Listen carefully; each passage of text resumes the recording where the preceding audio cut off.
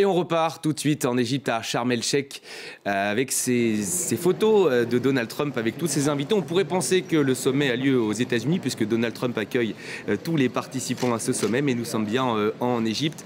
Place finalement, Mélina Huet, vous êtes de retour sur ce plateau de la place prise ces derniers jours par Donald Trump. Donald Trump qui célèbre aujourd'hui un grand jour pour sa présidence. Oui, on le découvre ici avec Pedro Sanchez, le Premier ministre espagnol.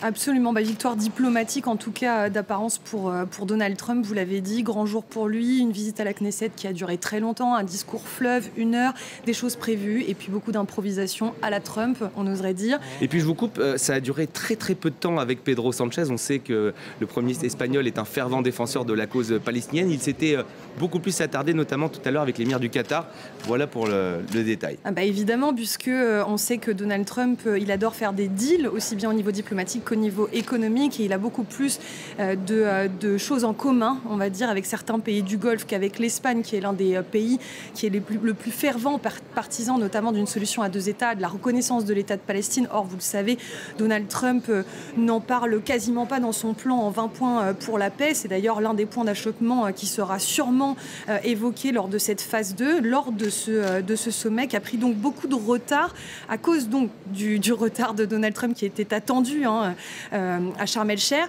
mais qui là s'accélère. On sent qu'effectivement il y a une volonté d'aller très vite pour Donald Trump, une volonté déjà de remercier toutes les parties prenantes. Il adore souligner qu'il y a énormément de gens qui seront présents aujourd'hui et de chefs d'État pour pouvoir négocier cette paix.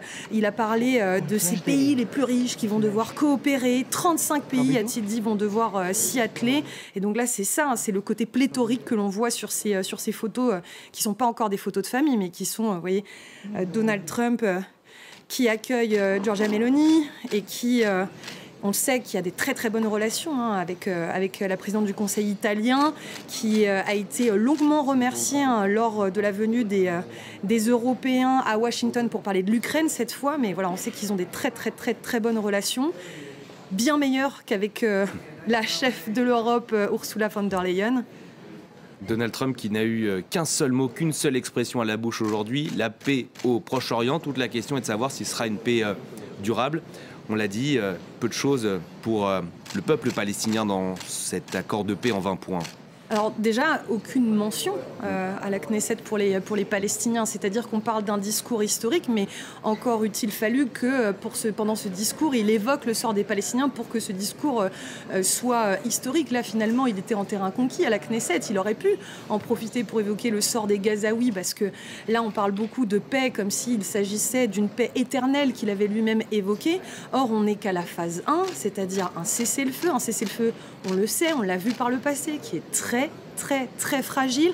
Il suffit d'une étincelle pour que les bombardements reprennent. Souvenez-vous, en mars, Israël avait brisé de manière unilatérale un cessez-le-feu alors que la phase 2, justement, allait commencer. Et donc là, tout à l'heure, on a eu Pauline Godard qui est présente sur la place des otages à Tel Aviv, qui nous disait que même le Forum des familles des otages était prêt à entendre qu'il y ait que le cessez-le-feu soit rompu éventuellement pour mettre la pression sur le Hamas pour rendre les dernières dépouilles. Vous savez, il reste 28 otages, un peu moins maintenant parce qu'on a appris que 2 dépouilles ont été rendues à Israël par le Hamas, mais il reste encore une vingtaine de dépouilles à redonner à l'État d'Israël. Et puis ça va être très compliqué parce qu'on ne sait pas où elles se trouvent, on ne sait pas, il y a très peu de chances qu'en 24 heures, tous les corps puissent être restitués aux familles.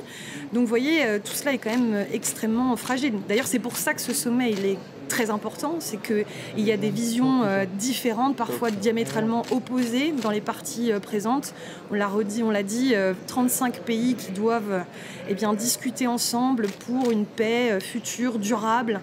Et ça, c'est tout l'enjeu de cette phase 2 qui devrait commencer dans les prochains jours.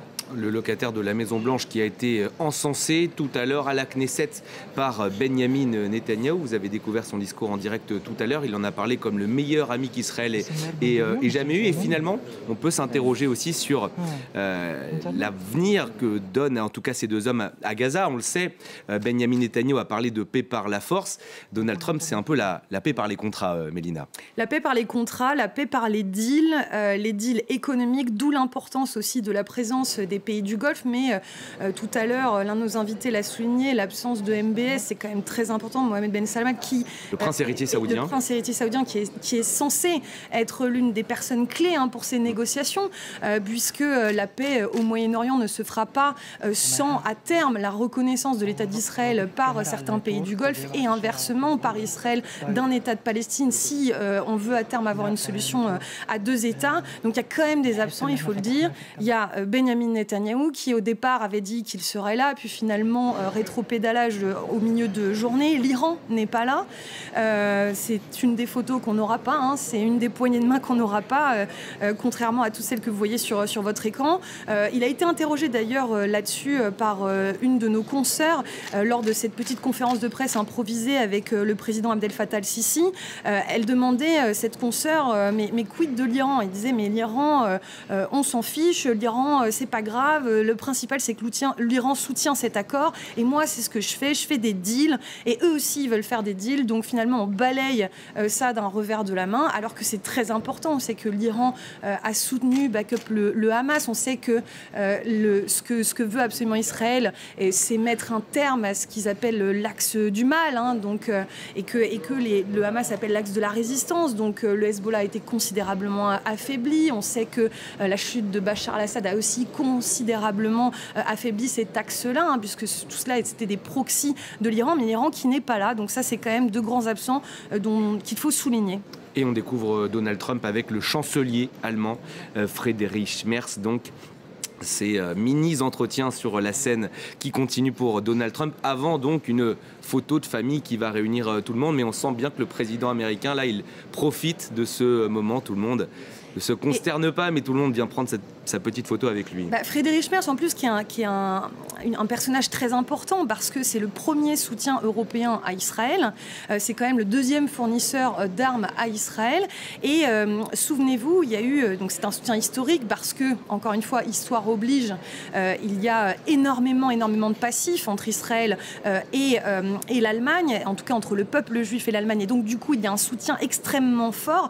Et pourtant, il y a eu une annonce il y a quelques mois, souvenez-vous-en, l'Allemagne qui décide de ne plus livrer d'armes à Israël si ces armes sont utilisées à Gaza, ce qui était peut-être un peu symbolique au regard de ce que fournit les États-Unis, mais ce qui était extrêmement important, en tout cas en termes d'actes forts diplomatiques, parce que jusque-là, l'Allemagne avait été même très critique de la France dès que la France parlait d'une reconnaissance de l'État de Palestine, dès que la France parlait du sort des Gazaouis.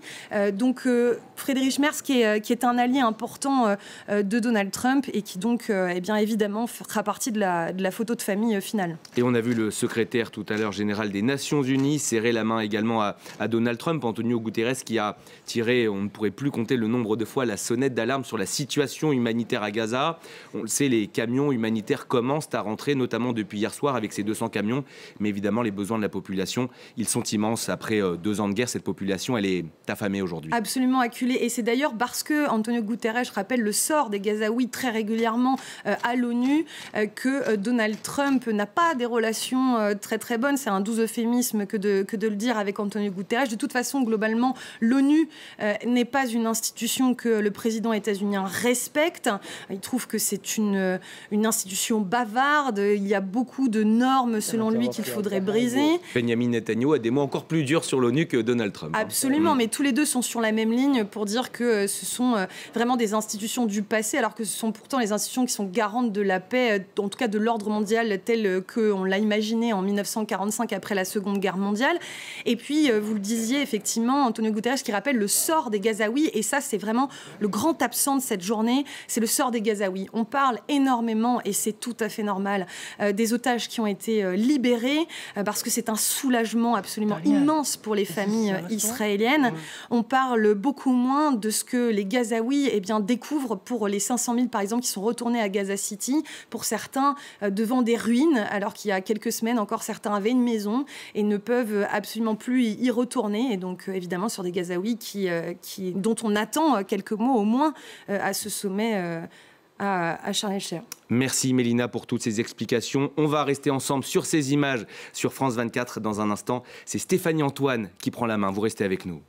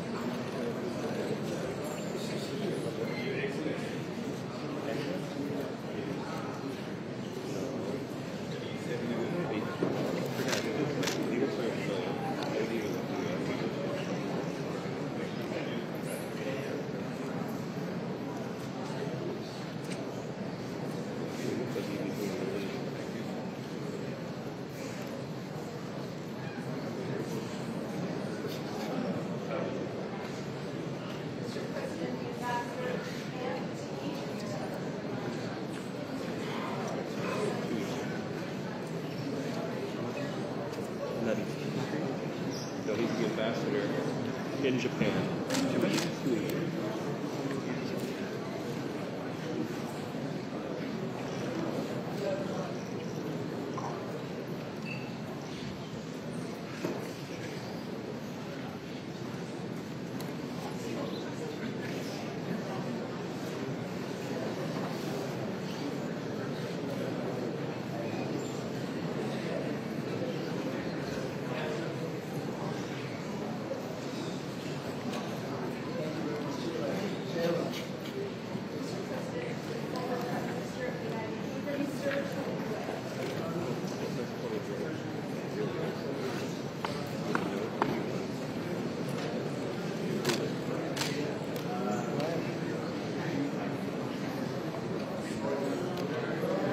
We should have the FIFA going too.